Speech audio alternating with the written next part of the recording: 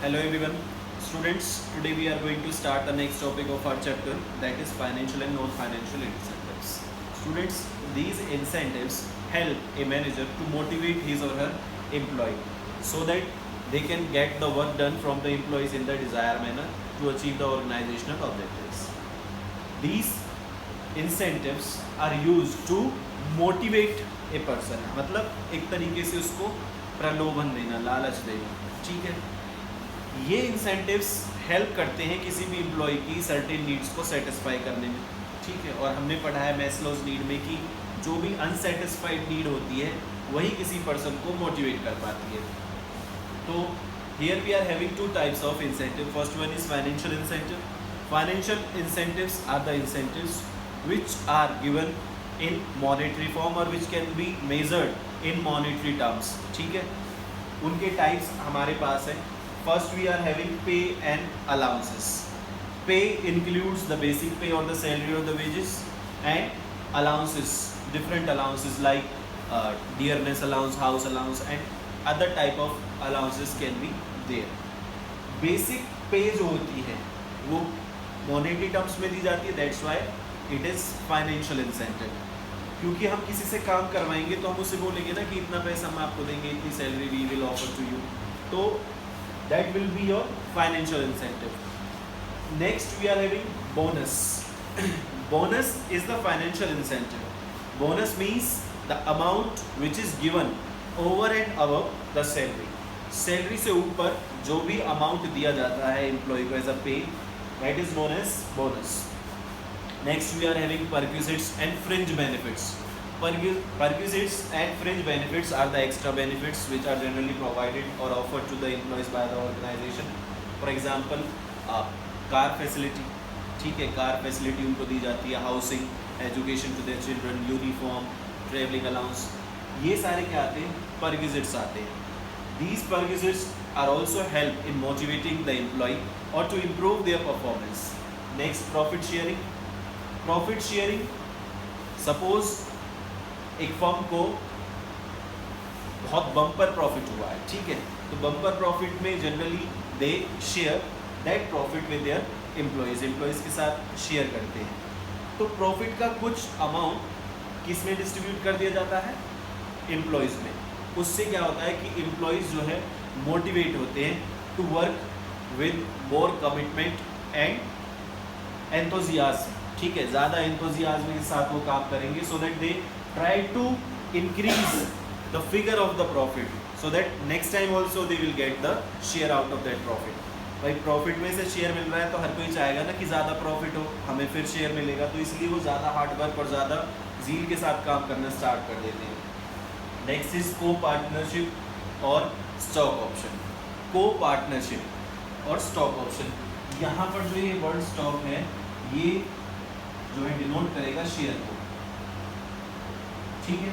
तो generally a businessman offers और the organisation offers its share to the employees at a price which is generally lower than और less than the market price. Market price से कम पर उनको हम क्या कर देते हैं?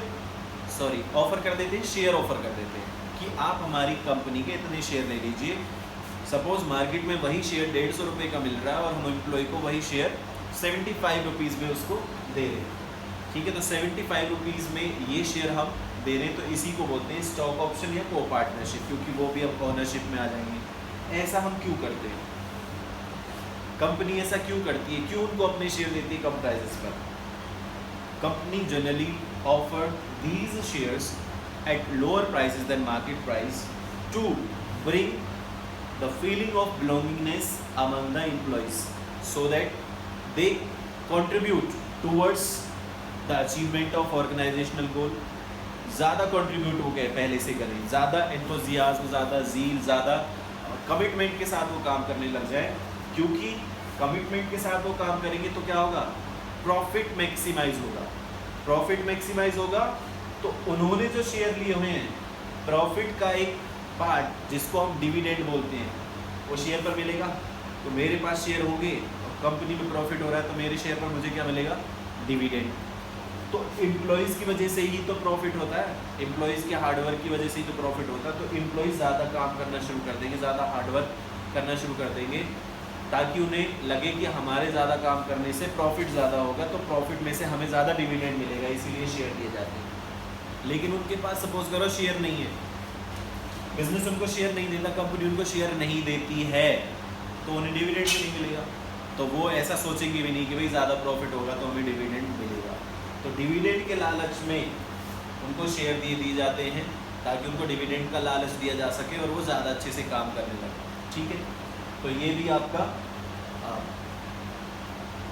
फाइनेंशियल इंसेंटिव है।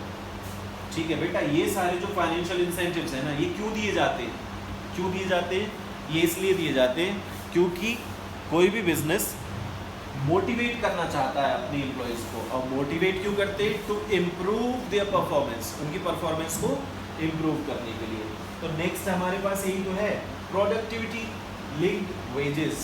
Productivity linked wages are the wages और the payment which are linked with the performance of the employee. As the performance improves, as the performance of the employee increases, his or her wages will also increase. भाई आप अच्छा ज़्यादा काम करोगे, ज़्यादा काम करोगे तो आपको ज़्यादा पैसा मिलेगा। That is productivity linked wage system या productivity linked wage scheme. Under this scheme, higher wages are offered or paid to the workers whose performance is higher, whose performance is improved. ठीक है, तो other employees or other workers are also encouraged from this productivity linked wage to improve their performance in order to earn more money. Next and the last financial incentive is retirement benefit.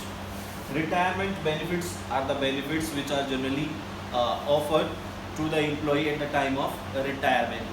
ठीक है, या super annuity जिसे हम बोलते हैं, super annuity.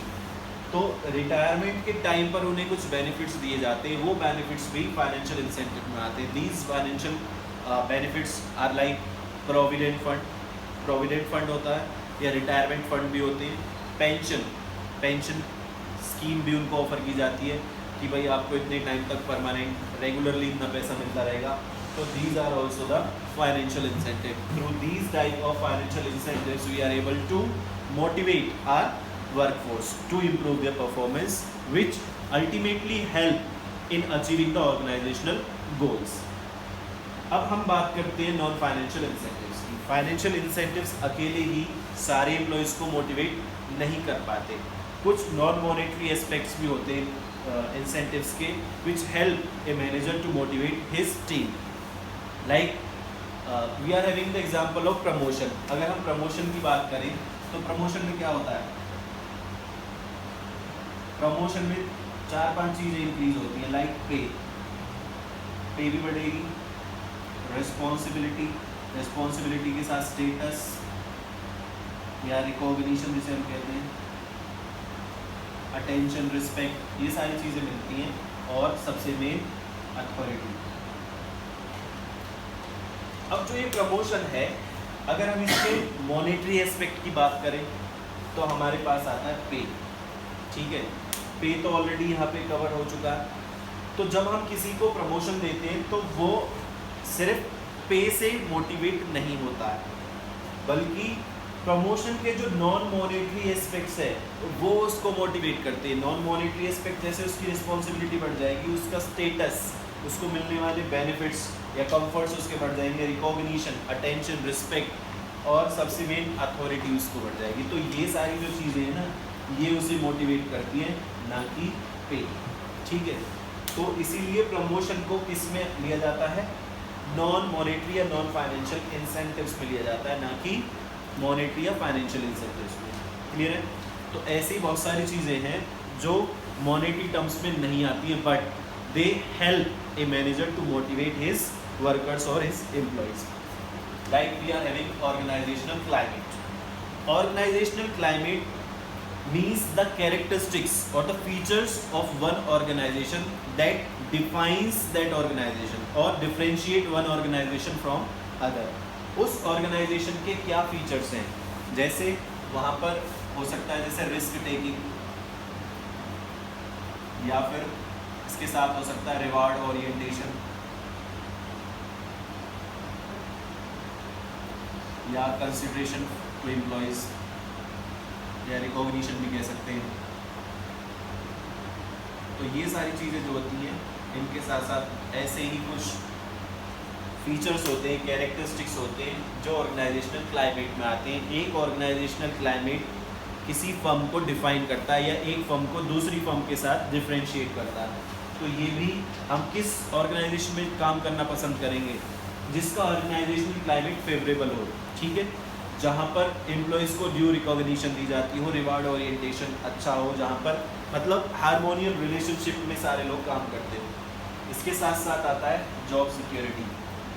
Job security जैसे हम बहुत सारी स्कीम चलाते हैं कि किसी को परमानेंट कर देना, ठीक है, जॉब सिक्योरिटी अश्योर कर देना कि भाई इतने टाइम तक आप यहीं पर काम करोगे, on attaining the age of 60 और 58 you will be retired from your services like that.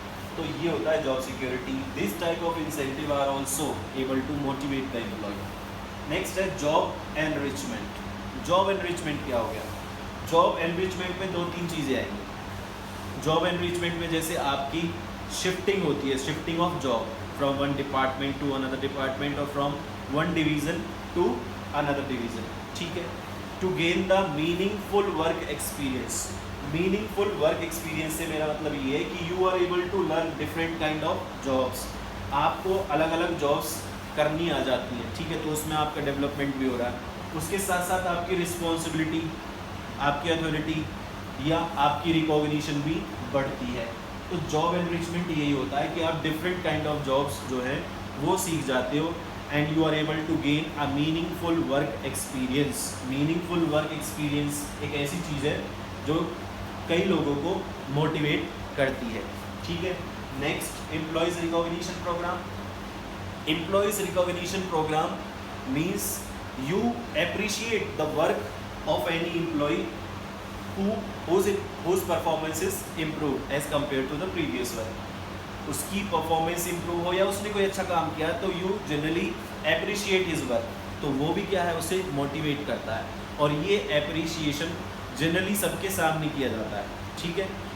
अगर किसी की तारीफ़ करनी है तो सबके सामने की जाती है, और उसकी कोई कंप्लेंट है या उसकी कोई डांट लगानी है, पनिशमेंट देनी है, तो वो अकेले में बुला कर देनी चाहिए। तो ये इसमें आएगा एम्प्लॉयज़ रिकॉग्निशन प्रोग्राम। तो इसमें बहुत सारे एग्जाम्पल हैं, जैसे एम्प्लॉयज़ ऑफ द वीक या एम्प्लॉयज़ ऑफ द मंथ या best employees of the year, इन सब के अवार्ड या सर्टिफिकेट इनको इशू करना, या कोई मोमेंटम या कोई ऐसे ही कॉम्प्लीमेंट्स देना। तो ये किस में आएगा? एम्प्लॉयज़ रिकॉग्निशन प्रोग्राम में। एम्प्लॉयज़ रिकॉग्निशन प्रोग्राम भी एक इंसेंटिव का काम करेगा। नेक्स्ट है कैरियर एडवांसमेंट। जैसे मैंने अभी प्रमोशन का बताया है इसमें, तो ये कैरियर एडवांसमेंट जो है वो परफॉर्मेंस के बेसिस पर भी हो सकता है और सीनियरिटी के बेसिस पर भी हो सकता है। सीनियरिटी मतलब जो सबसे सीनियर होगा उसको प्रमोट करना, और परफॉर्मेंस के बेसिस पर अगर बात करें तो जिसकी परफॉर्मेंस अच्छी होगी उसको प्रमोशन मिलेगा। तो इस प्रमोशन में जनरली पे भी आता है, बट मैंने जैसे आपको बताया पे से वो सेटिस्फाई नहीं होता या मोटिवेट नहीं होता, बल्कि जो प्रमोशन के नॉन मॉनेटरी या नॉन फाइनेंशियल एस्पेक्ट्स हैं वो उनसे सेटिस्फाई होता है। तो ऐसी स्कीम भी हमें जो है फॉलो करनी चाहिए to motivate our employee. But इसका एक ड्रॉबैक ये है कि अगर आप टाइम बाउंड प्रमोशन की श्योरिटी देते हो अपने एम्प्लॉयज़ को, तो उनकी परफॉर्मेंस डाउन हो जाती है, दे बिकम लेजी, आलसी हो जाते हैं, क्योंकि उन्हें पता है कितने टाइम बाद तो हमारा प्रमोशन हो ही जाना है, तो परफॉर्मेंस अच्छी देकर क्या करना है। तो ये कैरियर एडवांसमेंट का एक नेगेटिव पॉइंट है यहाँ पर। इसके बाद आता है एम्प्लॉयज़ एम्पावरमेंट। एम्प्लॉयज़ एम्पावरमेंट का मतलब ये है कि टू गिव ग्रेटर अथॉरिटी और the power of decision making to the employees, कि भाई जिसके पास ज़्यादा पावर होगी या अथॉरिटी हम उसे ज़्यादा देते हैं, तो उसे लगता है yes I am important for the organisation, या my job is very much important for the organisation. तो वो चीज़ भी उसे क्या करती है, मोटिवेट करती है। बट यहाँ पर हमें ध्यान रखना होता है, जैसे we have discussed under principles of management, authority and responsibility. Authority और रिस्पॉन्सिबिलिटी दोनों के बीच में क्या आना चाहिए, बैलेंस होना चाहिए, क्योंकि अगर हम रिस्पॉन्सिबिलिटी से ज़्यादा अथॉरिटी देंगे तो there will be a misuse of that authority. तो एम्प्लॉयज़ एम्पावरमेंट को इस चीज़ का ध्यान रखना होता है। नेक्स्ट है स्टेटस। स्टेटस जो होते हैं लाइक जॉब टाइटल्स, मैनेजर हो गया, ठीक है, या CEO हो गया, वाइस प्रेसिडेंट हो गया, प्रेसिडेंट, ये सारी क्या होती हैं, जॉब टाइटल्स होती हैं, स्टेटस होते हैं। ये स्टेटस भी हमारे एम्प्लॉयज़ को मोटिवेट करने का काम करते हैं। Next and the last is employees participation. Employees participation means participation of the employee in decision making on the matters which are related to the employees। Employee से जुड़े हुए जो भी मैटर्स हैं, उन मैटर्स में जब हम डिसीजन लेंगे तो हम उन एम्प्लॉयज़ को, जो भी कंसर्न एम्प्लॉयज़ हैं, अगर उनको भी पार्टिसिपेट कराते हैं उस डिसीजन मेकिंग में, that will also make them motivate, उससे भी वो मोटिवेट होते हैं। तो दीज आर द इंसेंटिव्स, और बहुत इंपॉर्टेंट है, केस स्टडीज जनरली क्वेश्चन में आती हैं, जो आपको तभी सॉल्व कर पाओगे जब आप इनको ढंग से पढ़ लोगे, ठीक है। तो ये हमारे फाइनेंशियल और नॉन फाइनेंशियल इंसेंटिव के साथ मोटिवेशन वाला जो एलिमेंट था वो कंप्लीट हो चुका है, ठीक है बच्चे। Thank you students.